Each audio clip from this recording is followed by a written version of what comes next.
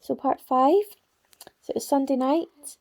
The contractions, as I now know they were, got really, really close together. And when I say close together, I mean like a minute and a half apart. Sort of from nowhere, they just really picked up pace. It was about 4 a.m, called triage, and they said to come in because it sounded like I was in a lot of pain, which I was. The plan at that point was to call my partner's family, because they stay really close by, to drive us through. There's a bit of confusion. I thought his brother was going to drive us through, but his mum ended up coming. I didn't really care at that point. I don't even know what happened there. But got in the car, had to drop my stepson off at his granny's house, because he's 11, so I couldn't just leave him overnight by himself.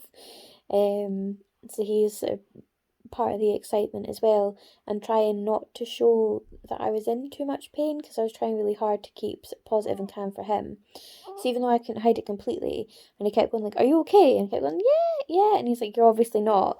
I said, "Well, it is sore, but it's supposed to be." I was like, "That's a good thing. It's not bad that I'm in pain." Is how I sort of explained it to him, and he was like, "Right, okay, so does this mean that?" And we'd already picked out the name, so he was like, "Is her name coming soon?" And I said, "Yes, I think so." "Well, that's why we're going to the hospital, in case she is." Dropped him off at his granny's, and then my partner's mother drove us to the hospital, and he stayed with his granddad. By the time we got to the hospital, there was seconds in between the contractions, and I couldn't even get out of the car without help. They asked for a urine sample at the door, which was so difficult to do, like between these contractions, which were coming hard and fast. My mother-in-law was like trying not to panic. She thought I was going to give birth in the car, I think. And they had to like bring a wheelchair to get me to move.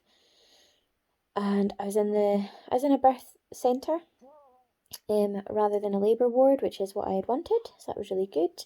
But honestly, at that point, if they'd wheeled me into a shed, I would not have noticed the difference or cared. I thought I was going to pass out. I felt really anxious, really panicked, and really frightened. I only started to feel that way when we actually got into the hospital. I was fine in the car, I was fine at home. I wasn't fine, I was in a huge amount of pain. One thing that really scared me was I thought they're going to look at me and say, "Go home and wait," and I can't do this at home anymore. I was like, it's too much.